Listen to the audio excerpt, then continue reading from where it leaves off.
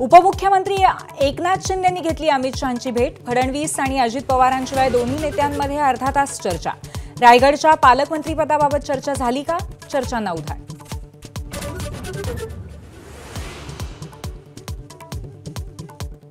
एकनाथ शिंदेंनी अर्थ खात्याबाबत अमित शहांकडे खंत व्यक्त केल्याची सूत्रांची माहिती। तर एकनाथ शिंदेंसोबत संबंध चांगले, ते अमित शहांकडे तक्रार करणार नाहीत, अजित पवारांनी केलं स्पष्ट।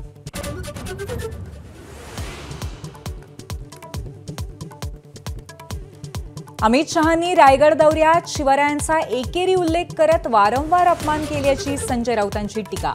शहांनी औरंगजेबाच्या कबरीला समाधी म्हणण्यावरही ठेवलं बोट।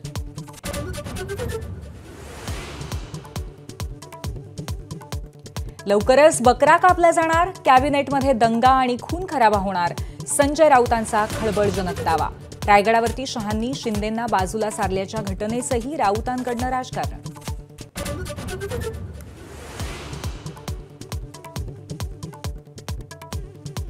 कल्याणमधील बलात्कार प्रकरणातील आरोपी विशाल गवळीची तळोजा तुरुंगामध्ये गळफास घेऊन आत्महत्या।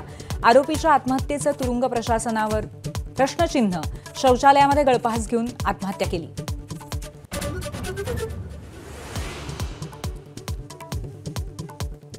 नागपूर विभागात 580 अपात्र लोकांनी 5 वर्ष उचललं शिक्षक म्हणून वेतन। विभागीय शिक्षक उपसंचालक उल्हास नरड यांना अटक। 12 शिक्षण संस्थांचे कर्मचारी, नागपूरचे अधीक्षक, शिक्षणाधिकाऱ्यांचा घोटाळा।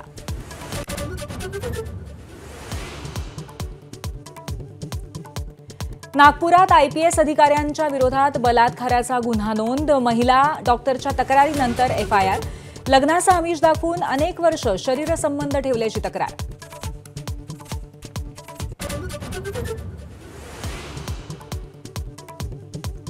मुंबईत ऐन उन्हाळ्यात पाण्याची समस्या गंभीर। जाचकटी शिथिल केल्याशिवाय माघार नाही, टँकर असोसिएशनची भूमिका। संपावर तोडगा कधी, याकडे मुंबईकरांचं लक्ष।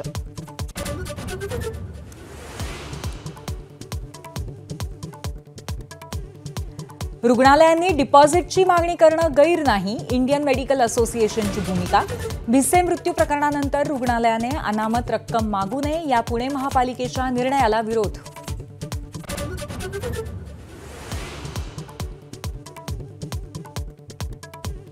नाशिकच्या येवला तालुक्यात अवकाळी पावसाचं थैमान। काढणीला आलेल्या कांदा पिकाला मोठा फटका।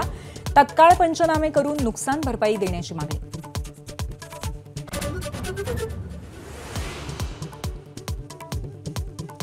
लखनौनं गुजरातची विजयी घोडदौड रोखली। पुरन, मरक्राम आणि बिश्नोईची चमकदार कामगिरी।